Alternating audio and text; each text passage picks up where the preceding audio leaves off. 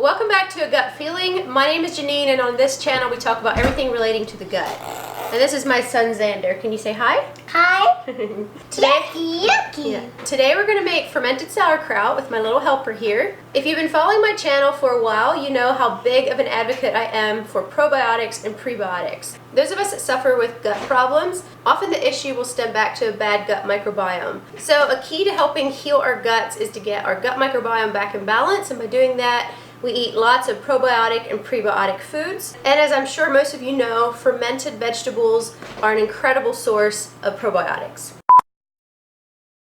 These fermented foods are such healthy snacks. They're so full of a lot of good beneficial probiotics. There was a doctor that had his own line of very healthy probiotics, and he did a test on sauerkraut.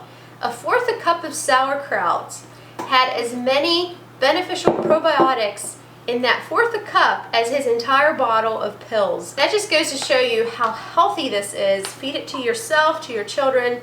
Alright, making fermented probiotic sauerkraut is actually very easy to do. You're going to need cabbage, however big a recipe you're doing, but I'm just going to be doing 1 head of cabbage. You're going to need salt, and it's very important that you get a pure natural salt.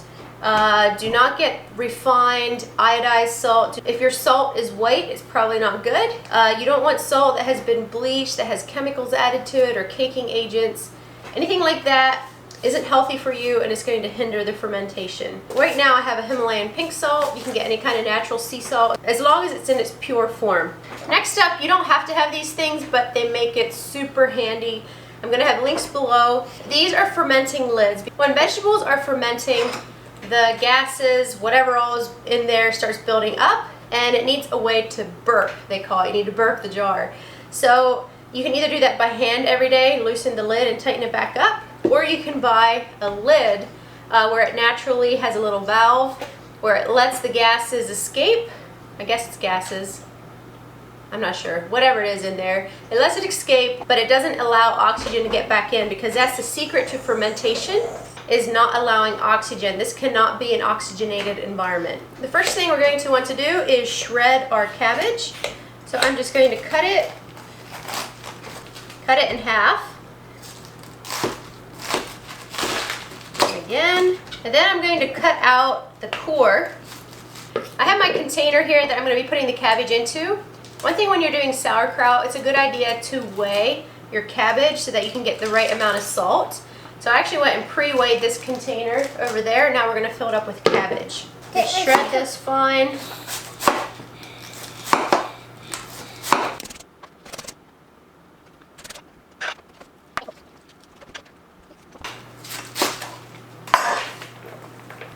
Alright, I'm going to go back and weigh this. I'm not doing a full cabbage because I'm just planning to do 1 jar right now. And I probably have too much already. But I'm going to go ahead and weigh this. And you're going to want to weigh this in grams. This weighs 780 grams, and the amount of salt that you want to add to this is 2% of the weight of the cabbage. So you would multiply your grams times 0.02. So in my case, what was it, 780? 780 times 0.02 is 15.6 grams of salt. That's how much salt I need to add to this. Alright, so now I have 16 grams of salt. All you need to do is sprinkle this on top of the cabbage. And then from here, we're just going to knead it and work it and try to get all the cabbage juices out until it gets to be really juicy. So that can take a little bit of work. We're going to go ahead and squeeze the cabbage. Just knead it almost like you're kneading bread dough. And you really, really need to work at it to get all those juices out. Oh, Mom. So you can see I've been kneading this for a little while, and it's just slimy. It's not getting many juices out. So I'm actually going to cover it and let it sit for 45 minutes because we want this to be juicy. So if your cabbage doesn't get real juicy right away, just let it sit for about 45 minutes. Alright, so I'm back with this sauerkraut. It's definitely more juicy now. You can see there's juices running at the bottom. So we want to keep squeezing this, punching it, kneading it so that these juices keep coming out. Alright, so now we're going to start filling up the jar. I'm going to get all that brine in there. Just press it, squeeze it down.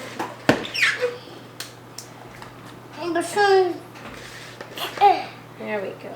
Okay. Okay. Keep stomping this till we can get the brine to cover the top. I'll make a whole mess. Mom's making a big mess, aren't I? Uh-huh. There we go. See all that juice?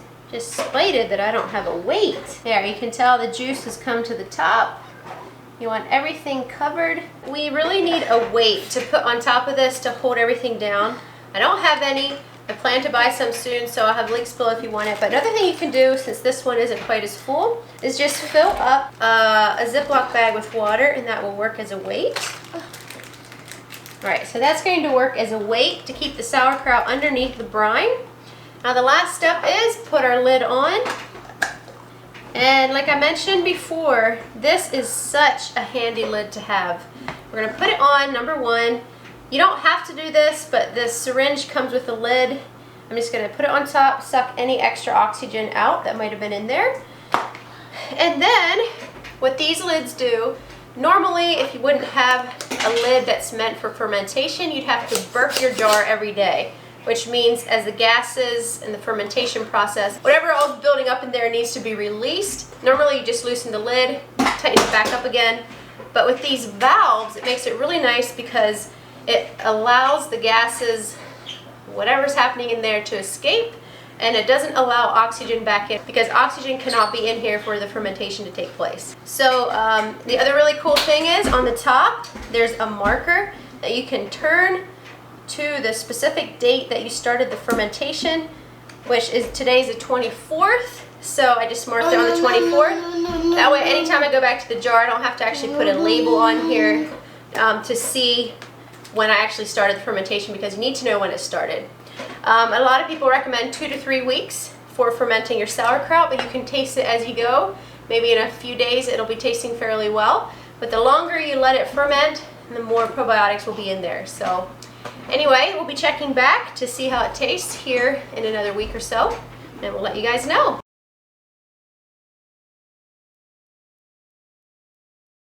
Alright everyone, it's been 6 days since I started the fermentation on the sauerkraut.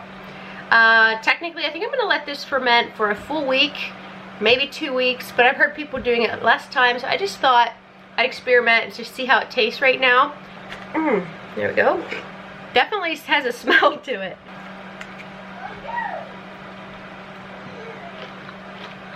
Now that is good.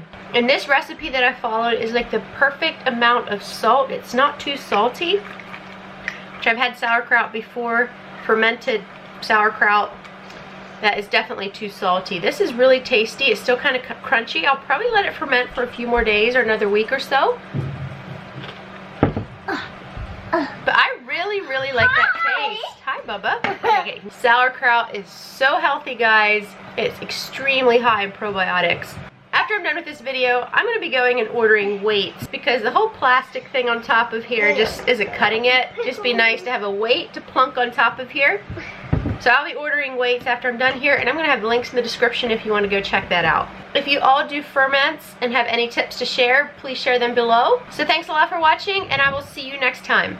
Bye! Say bye. Bye. Bye. What is this? Carrots. What is this? Pickles. And what's this? Sauerkraut. Yeah, there we go. Okay, bye. Bye. Bye. All right, we are finished. But I'm not done it then. Huh?